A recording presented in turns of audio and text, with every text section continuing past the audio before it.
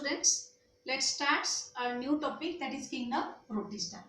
In this kingdom, all the single-celled eukaryotes are placed. But this kingdom shows some diversities when compared to other kingdoms.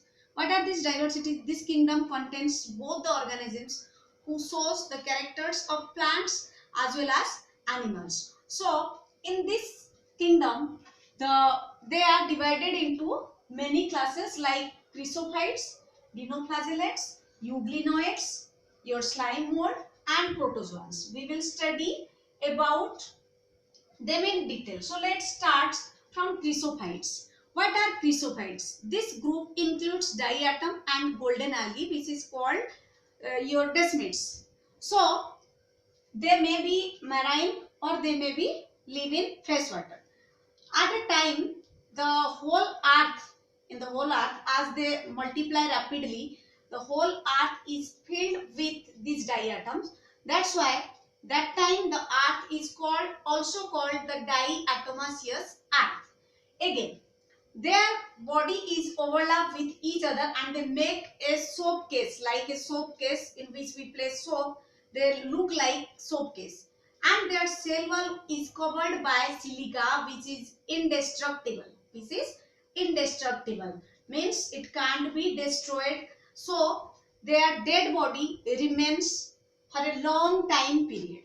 They have also some economic importance, being gritty, as they are gritty in nature. So they are used for polishing, filtration of oil, and make syrups. Do you understand? Next is your dinoflagellates. From the name, we can understand why they are called dinoflagellates. Dino means two and flagella means, flagellate means having flagella. Dinoflagellate means who have flagella.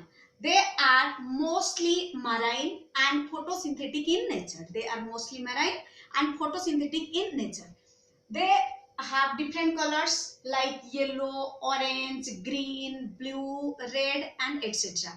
And they have some plates present in their cell, and they have the main pigment is, the most abundant pigment is brown or red. Okay, so dinoflagellates, I have told you, marine, photosynthetic, having different colors. Then they have two flagella. Here we take an example that Goniolox, or which color is red, or it may called red dinoflagellates. They multiply so rapidly that they can change the color of the sea. Means when they multiply, the color of the sea looks red, or red tides are appear. During their multiplication, they produce a toxic which kill many marine animals like fishes. Next is your euglenoids.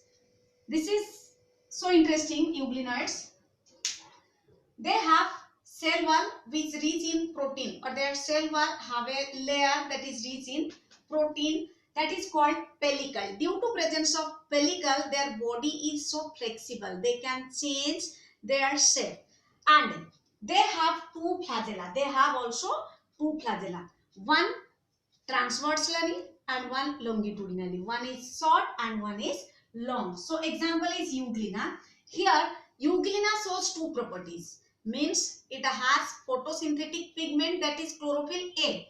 Euglena has photosynthetic pigment, that is chlorophyll A, due to which it can synthesize its food when sunlight is present. But when sunlight is absent, then it acts as heterotroph. Means it shows dual character, means it is both autotrophic and heterotrophic. Autotrophic when light is available, sunlight is available, and heterotrophic when sunlight is not available.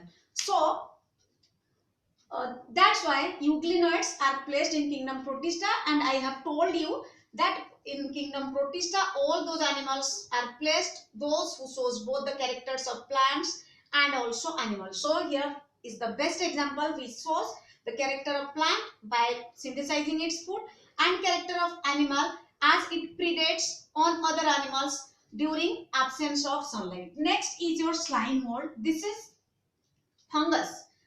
As we are studying different organisms of kingdom Protista, and as we know, kingdom Protista contains all those animals having different, plants and animals having different characters. So here slime mold is a fungi. They are saprotrophs. Why they are called saprotrophs? Because they grow on dead and decaying material, decaying twigs. So under favorable condition, they form an aggregate, means a mass, and that mass is called plasmodium, and inside the plasmodium fruiting bodies are formed. Fruiting bodies are formed like this, and these fruiting bodies contains spores. These fruiting bodies contain spores. So this is slime molds. Next is your protozoans. What are protozoans? We have studied about this in our last class. Protozoans, first animals on earth. So they are of four types: amoeboid protozoans, ciliated protozoans, flagellated protozoans, and sporozoans. Amoeboid protozoans includes Entamoeba histolytica. Entamoeba histolytica. Entamoeba histolytica. This is the biological name.